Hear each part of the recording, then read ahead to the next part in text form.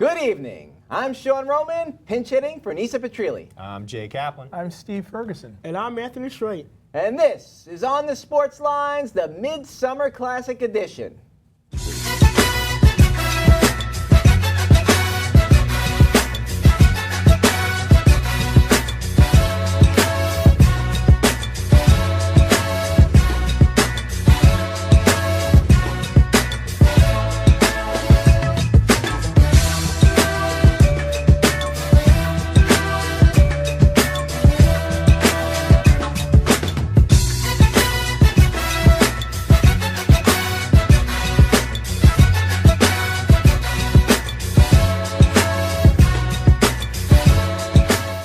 July 4th is in our rearview mirror. Everybody have their fingers and toes? Yes. Okay, so that means Major League Baseball's All-Star Game, one of my favorite events, is right around the corner.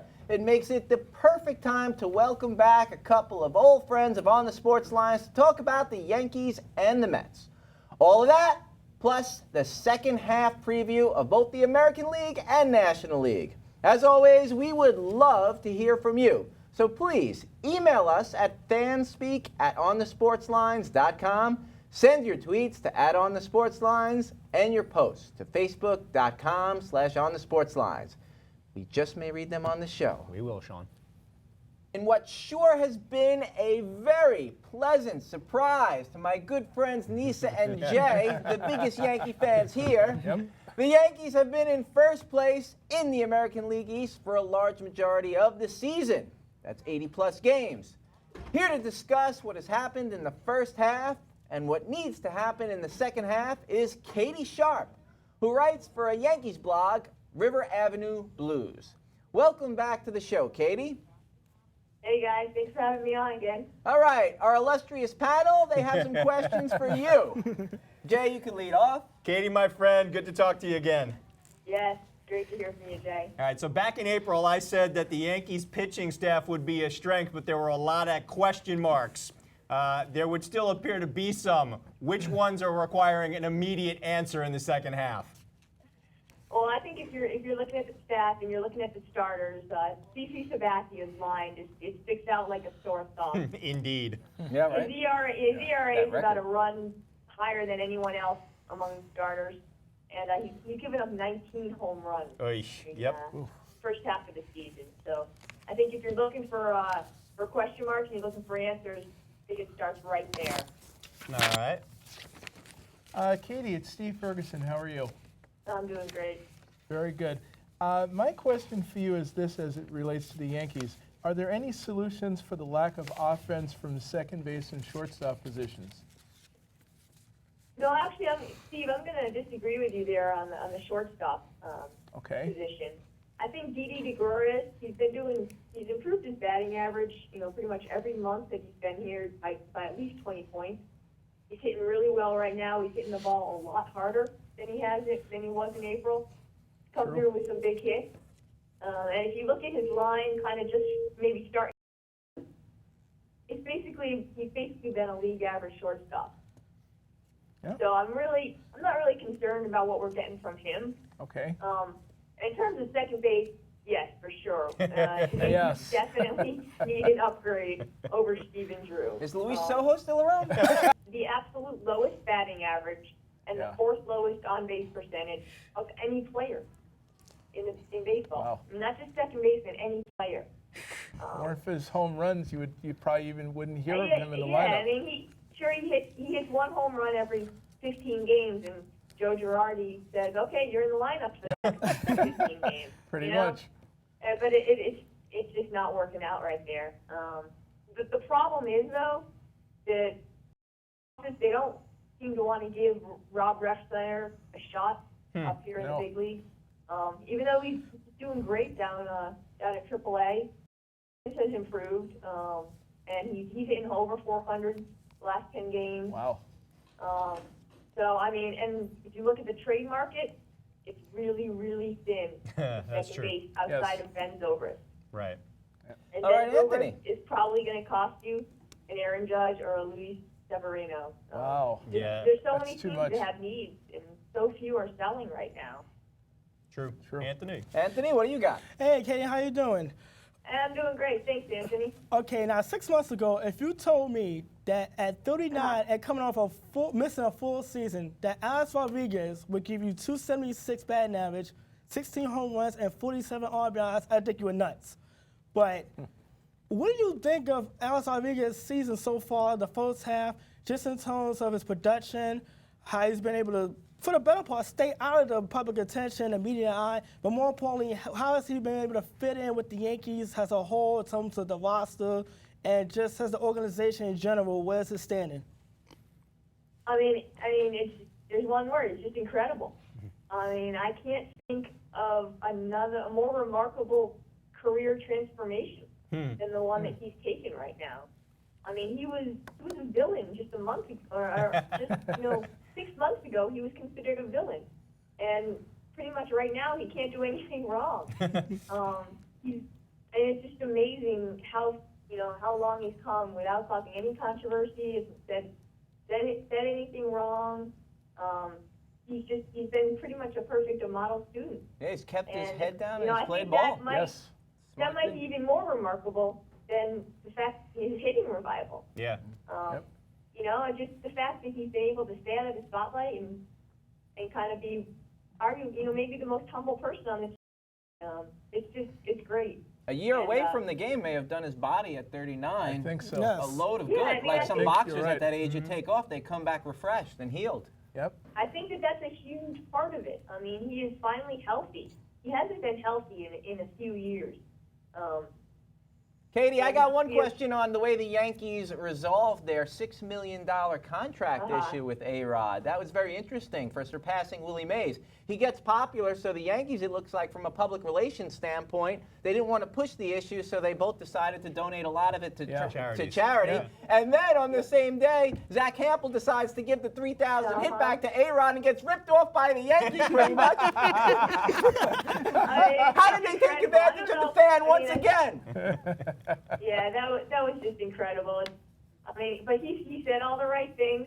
He even dropped a little humor in that Zach Hampel press conference. I don't know if you saw it. I did. Said you're forgiven. I've said a lot of crazy things and things I can be criticized for. It's unbelievable. I think Hampel should have held out for more money that went to himself because that was his only shot at a six-figure payday. Yeah, Well, right A-Rod about gets that, from here to eternity. Amen But that's to just that. my everyman opinion. All right.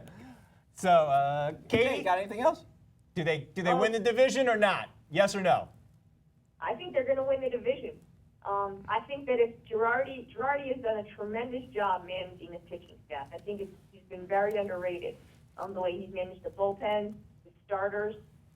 There was this stat that I threw out there on Twitter a couple days ago, and that the Yankees had the most starts, or they were tied for the most starts of fewer than 6 innings, and the teams they were tied with were the Rockies and the Phillies. Wow. And yet, their bullpen has been so good. And he's been very good at pulling starters kind of just before they're about to give up those 3 runs. And I think, they have as good a shot as anybody in the AL East. I think they have a better shot than anyone. Well, thank you so much. I agree with you, Katie. Thank you very much, They've got the Katie. fewest- I believe they have the fewest flaws. Okay. We'll take it. And that right there is Katie Sharp from River Avenue Blues. You can follow her at Twitter at Katie Sharp, and thanks for being with us. Thanks, pal. Good to talk to you. Thanks, All right, Katie. good to talk to you guys. Thanks. All right. All right. So despite injuries and an inability to score, the Mets have stayed in the hunt in the NL East, hovering right around 500 for the first half of the season. They've been 3 games up, 2 games up, but not below yet. So to review the first half, which was very exciting and got to a promising start, and we'll look forward to the second half of the season, Greg Prince, we want to welcome you, who writes for the Mets blog, Faith and Fear in Flushing. Welcome back to the show, Greg. Greg, you there? All right, we don't have Greg right now, so I am going to turn the questions Okay. to you until we could get Greg back on the air. Fair enough. Steve, the Mets have had an anemic offense. What is the problem, and what could they do to rectify that what situation? Is the problem? So many problems. Injuries. We have David Wright out. We have Darno out. We've had Murphy out. Kadire has a bad knee. What do they need to do? They have to make a trade. They got to get somebody to help them out. Now, whether that's They don't have much in the way of assets to offer, no, though. but they have pitching to offer. The question is, are they willing to trade one of their pitchers? That's the You know, big I one. gotta say, Yeah. when I just threw that to you, I'm so impressed with you. With the spur of the moment, you know, we're gonna go to Greg. We go to you are the best at that, just answering a question on the Thank you. fly. Prepared. You can go on, Steve. Though I gotta compliment Thank you, you. though. Great job. But Keep going. they really need to. I think if they can make a trade of some type, whether it's to get a Ben Zobrist, a Martin Prado, somebody who can come in and play multiple positions, because the Met lineup, for the most part, when they're good, they have guys who can play at 3 or 4 spots. And I think I watched a little bit of Ben Zobrist in the A's-Yankees series, and I was impressed with his ability to hit the ball. He still runs well at 34. I think he'd be worthwhile. Martin Prado, I'd love to get him, but that would be a trade within our division. Yeah, and that's not those gonna are happen, very Steve. You tough know to that. make. So I don't see that happening, but they've No. got to do something with their offense. And I think They a do. trade is the only way at Yeah. this point. Jay, the Mets have suffered a huge blow with David Wright. Yeah, they have. Okay. Greg, are you there? Yes, All right, Hey. all right, got Greg, him. you Okay. missed the offense question, so we're going to move to the second one. David Wright, big setback for the Mets. Can I Spinal ask the stenosis. question? Oh, okay.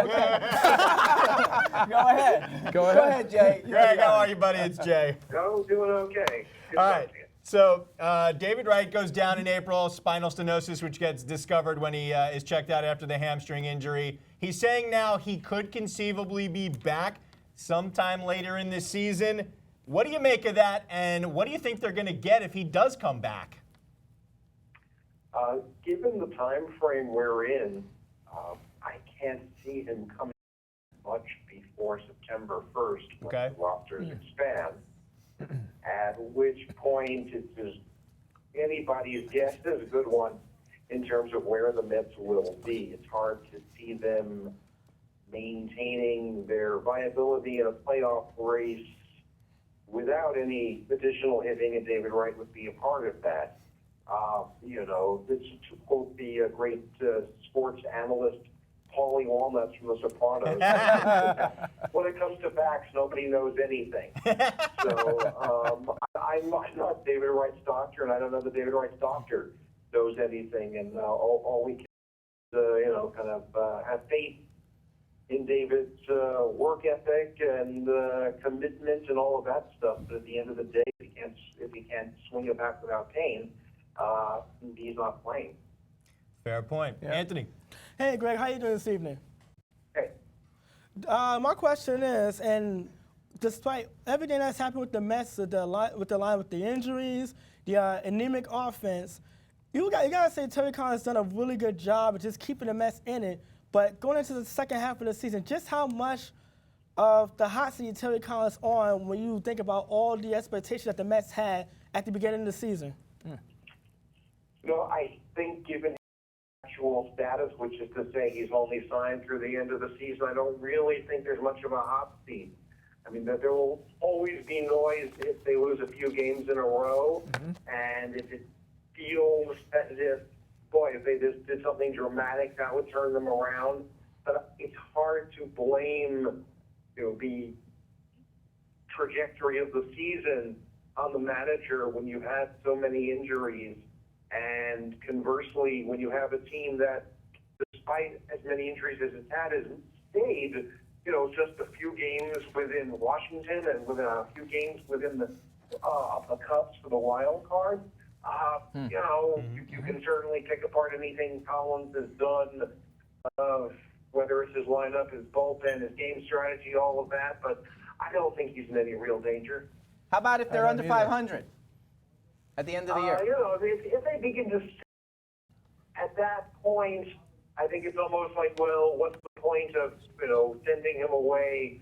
You know, unless it's one of those deals where you start seeing anonymous quotes in the paper that says, you know, I don't know what the manager is doing anymore. And really, for 4.5 years he's been here, you've seen almost none of that. The players, That's true. Yes. that management does not seem dismayed by him. It's almost like, you know, they know that they've given him a short deck, and he's done the best he can with it. You know, on the other hand, if you wanted to get people do something dramatic, say, hey, we're still only 3 games out or whatever it is, maybe it's time to make a move. But I just don't. It seems there have been chances to get rid of Terry Collins, and they have not taken them, and I wouldn't expect that they will for the rest of 20. Yeah, Greg, I'd agree with that. I got just a yes or no right here. Yes or no question. Were expectations for Matt Harvey too high at the beginning of the season? Yes or no?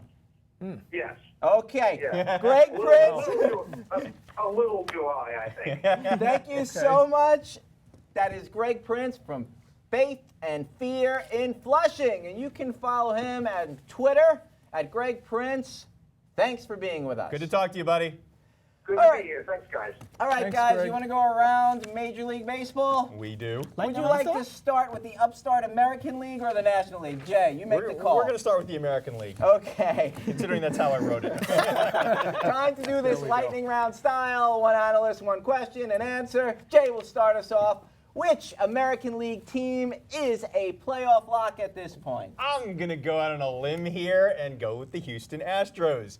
49-38, first place in the American League West, second best record in the American League. They are 2 years ahead of schedule. Everybody who looked at the way this rebuilding job was being done said they're not even going to contend until doubt about it. 2017. Jose Altuve, one of the most consistent hitters in baseball, a rock both at the top of the order and at second base. Carlos Correa is a Rookie of the Year candidate, even though he has only been up since May. This guy is a star in the making. Oh, yes, he is. Okay, in only 28 games, hitting 283 with an 845 OPS. Now the injury to George Springer is going to hurt. Yes. He's got a fractured right wrist, which will keep him on the DL for 6 weeks. But this lineup has 3 other guys with at least 15 home runs, so I don't think there'll be that much of a power outage. The rotation was supposed to be a question mark, but Dallas Keuchel in just his 4th season amazing. is the AL's best pitcher. 11-3, his 2.14 ERA is 6th. First innings pitch, true. complete games and shutouts. Lance McCullers has come up and looked really good. Yeah. 2.16 ERA in his first 10 starts. The bullpen's been rebuilt from scratch, one of the best in baseball. Their 0.986 whip is the lowest of any pen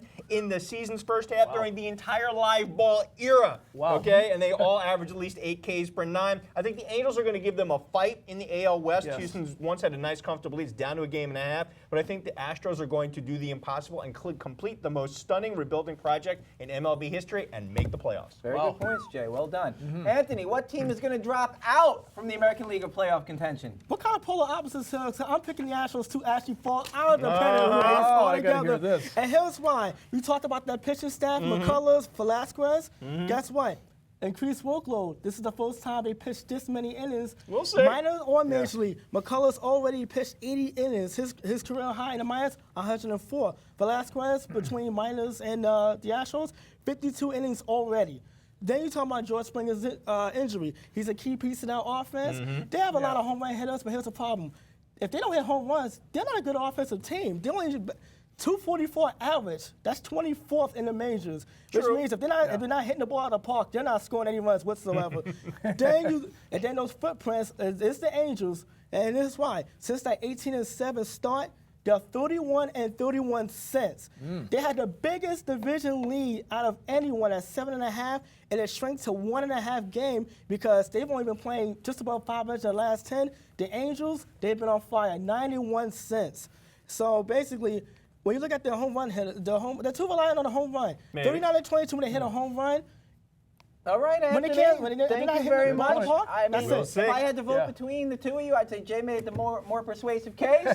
I'm surprised We'll that you have guys this picked the conversation in Yankees. October. By the way, we are going to finish it up. Which team is going to sneak into the playoffs? Well, I have the Red Sox sneaking in because here's the thing. Everybody talked about the Red Sox, what a horrible start they got off to. Their starting pitching was very suspect at the beginning of the year, and everybody kept saying they don't have an ace. Well, folks, their ace is Clay Buchholz, and he's pitching very well these days. And the other guy who's pitched well is Eduardo Rodriguez, who they got in Rule 5 from the Baltimore Orioles.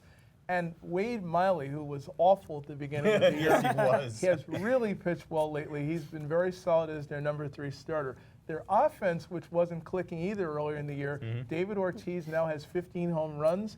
Pedroia's starting to hit. The lineup is starting to click. Watch out, Yankees. All right, guys. Steve, again, I think that was the premier analysis of the group. Well done to that. All right, now we are going to go to the National League. I'm a National League fan, and let's keep it moving. All right, Jay, who's a lock to get in the playoffs? I'm going to go the Captain Obvious route here and take the St. Louis Cardinals. Granted, they've been making more headlines off the field for Hackgate, but on the field, guys, 55-30, owners the best record in baseball. You can start with a pitching staff that has the best ERA in the game. 2.65. Yeah, that's not a misprint, and they've managed to do that even after losing Adam Wainwright to a potentially season-ending Achilles injury. Michael Wacha's been lights out. Lance Lynn, Carlos Martinez, all three of them have ERAs between 250 and 293. John Lackey has been amazing as a veteran workhorse. His ERA is the highest of them all at 3.09. Trevor Rosenthal, one of the best closers in the game, 25 saves and an 0.69 ERA. He's backed up with two guys who have ERAs under 2 in Segrist and Villanueva. Now, the offense isn't flashy. They're 8th in runs, 12th in homers and stolen bases, 4th in batting average, 3rd in on base. They may not scare you, but they get it done. Matt Holliday's the only one over 300, and Johnny Peralta's the only one that has more than 10 homers and more than 40 RBI. But they're both all-stars. They get it done. Yadier Molina, still one of the best two-way catchers in baseball. Colton Wong having a very solid season at second base. Granted, they could use an improvement of Mark Reynolds and his 207 batting average, 227 batting average at first. Peter Burgos has been in the center field, but Mike Matheny's become one of the best managers in the game. His ability to make right in-game decisions and maintain a good locker room cannot be discounted. The Pirates are probably not going to go away in the division, but the Cardinals are a freaking lead pipe lock to make. The only question is whether anyone will challenge them for the best record in the league. Get yours out. Who's dropping out? Jake took all the time. Very quickly, I wanted to division remind the Chicago Cubs and Neiman's offense. Best answer of the night. Keep going. 26 in the majors in offense. Outside of Rizzo and Chris Bryant, the rest of the lineup has struggled. Very thin pitching rotation got even thinner with Jason Hamill getting injured last night. I think they struggle in the second half of the season. I think the Mets actually catch them for that second wild card. All right. And the Cubs fall out of it. That's a good sneak pick. What do you got for yours, Steve? Well, I have a pick that probably nobody's thought of because a lot of us don't know this team that well, but I'm going to go with the Arizona Diamondbacks. This team, flying under the radar they are. Yeah, this team has consistently been no more than maybe 3-5 games out of first place all year, and nobody really knows who they are. Paul Goldschmidt is clearly one of the best players in the game. He's a terrific hitter, all-star, and he's hit around 300 for them also. And 8-inning guy are back. Watch out. All right, that means it's time for our 3-minute warnings. Anthony, I think you're going to talk some soccer, so lead us off. I know you'll be a happy man for that. I'm looking forward to it. Oh, yes. Sunday night, the United States women's soccer team did what they didn't do in 2011, complete the journey. For the likes of Abby Wambach, Hope Solo, Carly Lloyd, and Megan Rapinoe, the journey was filled with controversy, criticism, and heightened expectations. A slow offensive output and group play overshadowed one of the best team defensive displays in World Cup history. The question of Hope Solo even playing painted a cloud over a shutout streak that lasted 5 games. And the strategy being used is criticized by those who came before them. Yet in a stalling 16-minute stretch against a team who broke their hearts 4 years ago, the U.S. women erased any doubt with a masterful performance. In front of the biggest television audience to ever watch a soccer game, these women laid down the foundation on which to grow the women's game here at home. They embodied the team concept in every conceivable way and will rightfully be honored, all the way down to now finally being featured in a Viva video game. As a fan, you say congrats. As an American, you say thank you for representing us and giving America one more gift for his birthday. JPP and Sheldon Richardson, two of a kind. Two great football players with incredible defensive ability, stalwarts of their teams with their marvelous abilities to disrupt offenses and defend to the max. These two local stars who were so revered and admired have inexplicably lost our respect and admiration by the idiotic acts that they committed. Jason Pierre-Paul, the Giants' leading sack artist, decided to fill his van up on the 4th of July with fireworks, permanently eliminating one of his fingers and damaging his once promising career. And Sheldon Richardson, the 2014 Rookie of the Year, who was suspended for 4 games for using weed. Richardson has 2 major things in common with JPP. Their selfish, inane attitudes cost their fans and teammates. When will these insufferable wretches learn? Maybe when they lose their positions and we stop watching, and when others with better characters replace them. How the mighty have fallen. It's an often used phrase to describe the demise of many a great person, place, or thing, but it seems most apt when used in the context of sports. Once upon a time, the Lakers were the NBA franchise. It seemed as though they went from West and Wilt to Kareem and Magic to Kobe and Shaq without missing a beat or a championship. If you were a baller who wanted to get a little bit taller, a free agent who wanted a chance to get a ring and more bling, LA was the place to be. The Lakers were always in contention for the Larry O'Brien Trophy, and the opportunities for endorsement dollars and celebrity status were abundant. That was then. Now the Lakers are descending into mediocrity and ineptitude, both on and off the court. The inexplicably strange way they went about courting free agent forward LaMarcus Aldridge is just the latest exhibit of a franchise that is a shadow of what it once was. The front office is a dysfunctional mess, seemingly bereft of a plan and incapable of recognizing that until Kobe Bryant retires, they won't truly be able to move on. And the team has become known more for Nick Young being Iggy Azalea's boyfriend than being Pippen to Bryant's Jordan. All of this, no doubt, has the Laker legends of yore, their fans, as well as yours truly, shaking our heads and wondering, has it really come to this? All right, guys, I'm going to talk some hot dog eating. Now, Joey Chestnut has finally lost the mustard belt to 5'8", 120-pound Californian Matthew Stoney, who has the great nickname Megatoad. Now, unfortunately, in Chestnut's 5 previous July 4th victories at Nathan's, he received major assistance from Major League Eating, who runs the event by keeping undisputed 6-time champion Takiro Kobayashi out of the contest by requiring that Kobayashi sign a contract that undermines his unique ability to earn a living the rest of the year. This would be like tennis not permitting Rafael Nadal to compete against Roger Federer in Roger's best years. Now, the fans and media should have never condoned this monopolistic run of the country's favorite eating event. Now that Chestnut finally has competition in Stoney, this contest is exponentially more interesting than his previous cakewalks. Fans can only hope that next year, which legend holds is the 100th anniversary of the first hot dog eating contest at Nathan's, that Kobayashi is invited to participate in the great spirit of fair competition. Booyah. Amen. For Jay Kaplan, Steve Ferguson, and Anthony Strait, I am Sean Roman, and thank you so much for spending part of your evening with us. We hope to see you again on July 23rd for another excellent edition of On the Sports Lines. And remember, if you want to see this show again or catch up on any of those you may have missed, check us out at youtube.com/onthesportslines. And take a look at our blog at onthesportslines.blogspot.com. Good night, everybody. Good night, everybody. Everyone.